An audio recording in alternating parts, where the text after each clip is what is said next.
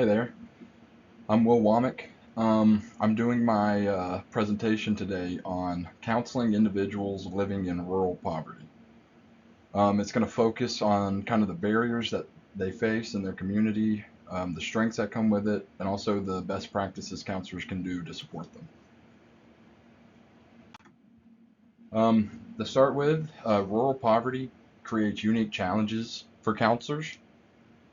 Some of those challenges are isolation in the area that they're at, seclusion, the stigma that's associated with mental health counseling in these areas, and then also having limited access to mental health care. This presentation plans on exploring the counselor competencies and some clinical adaptations that can be made. Rural poverty is both cultural and structural. It's shaped by where people live, their socioeconomic status, their race. Many marginalized communities, like the Black and the Latinx populations, are overrepresented in these areas and they face systematic barriers to mental health care. Um, Rural poverty also has limited transportation. There's not a lot of public transportation. Um, there's fewer mental health care providers in the area, which means limited access and also potential financial strain.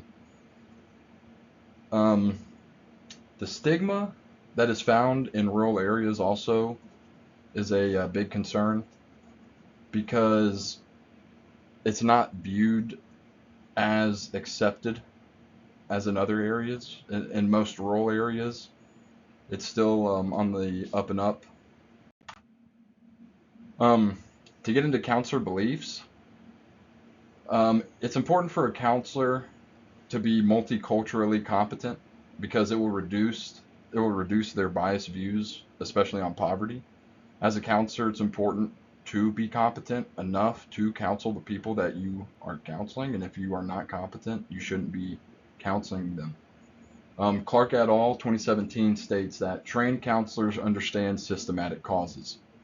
Hayes and Erford 2023 state that class-based biases must be addressed. So basically, as a counselor, it's important for you to recognize your own biases, your own limitations, and to address those, especially if you're going into a rural area that might have high poverty rates. It's important to be informed on those. Some stigma and community challenges. In rural poverty areas, seeking mental health treatment can be seen as a weakness. Um, Getting help might be seen as shameful, and many rural residents value their independency and their privacy, which makes it harder for them to seek support if they feel like they do need it. They've been raised that you got to do things on your own. It's important for counselors to understand this mindset, and Hayes and Erford state that counselors must handle stigma with sensitivity. You shouldn't address the stigma with a negative reaction. You need to come at it as a way of helping them understand. Mental health literacy is important. Dean and Bridges state that misunderstood depression is the equivalent to low literacy, basically not understanding and just not having a grasp on what mental health care and mental health care treatment is. It's important to, as a counselor, do your best to educate the community where you can. And educating the community on mental health will build trust and acceptance while also lowering the stigma around the mental health care.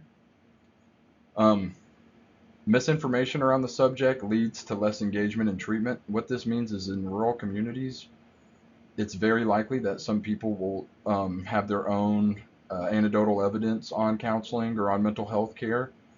And when they spread that around, it takes a lot of that will go to other people and they'll just take one person sort of at their word without even really seeing the full picture and not even give it a try. So it's important to address those two. Counselor competence is hugely important. Many counselors feel unprepared to address a rural area that has poverty in it. Uh, Crum et al. State that training for counselors must include rural identity and class. It is very important for a counselor, especially if you plan on working in a specific area or community, to be informed on that. Um, You must understand the potential stressors, such as racial discrimination, class discrimination, plus limited resources that they might have.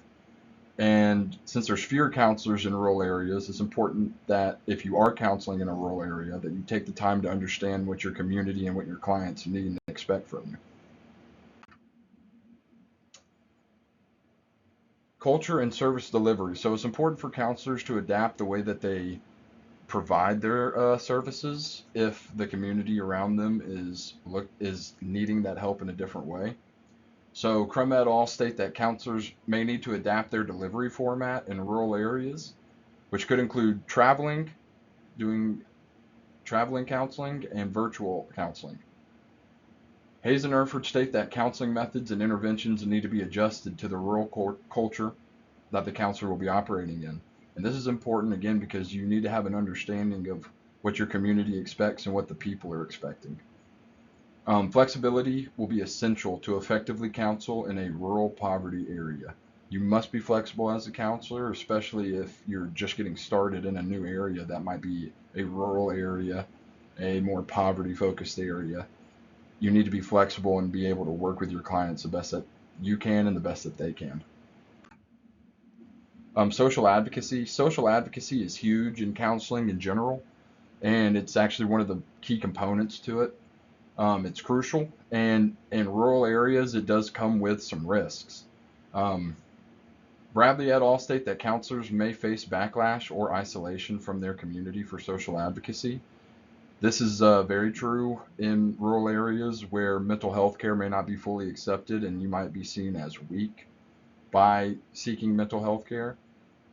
In return, by advocating for social justice, these rural areas might not be as adapted to where the times are heading and where we're moving as a community and as a group of people. And they might be a little more push back on those. So it's important still, as Hayes and Erford state, that even with these risks, as a counselor, it's important for you to to advocate and to stand for change for what's needed in your community and for the overall betterment of everybody. A few key findings that I found while doing this research. There's 4 key takeaways. Self-awareness. Counselors must recognize their bias and limitations when dealing with rural poverty areas. It's hugely important for counselors to be self-aware and to know their biases, their limitations, their strengths, their weaknesses, when they can provide effective counseling and when they might not be able to provide effective counseling. Knowledge. The counselor must understand rural culture, geography, and values to effectively counsel. It kind of falls in line with competence as a counselor. You need to take that extra time and do your research on the group of people that you're going to be working with. Skills. Counselors must adapt their skills and services to the needs of the community.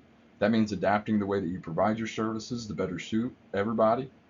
And advocacy. Counselors must push for policy reform and information spreading to lower the stigma around mental health care. It's important as a counselor to fight and push for the things that you know are right. A few limitations I found while doing this research is there was a heavy reliance on self-reported data. On the studies that I found, mainly most of them came from counselors and self-reported information about those counselors. There's limited long-term studies. A lot of them are short-term, which means there wasn't a lot of evidence on how these results would play out in a long-term situation. So because of that, I do think that more research will be needed, and especially on how it intersects with race and disability. To conclude, rural poverty counseling requires cultural competence and flexibility. Counselors must challenge stigma and advocate for change. Community-specific methods can build trust, increase access, and reduce stigma, and long-term improvements require education and policy reform. Here's my reference list. Thank you for taking your time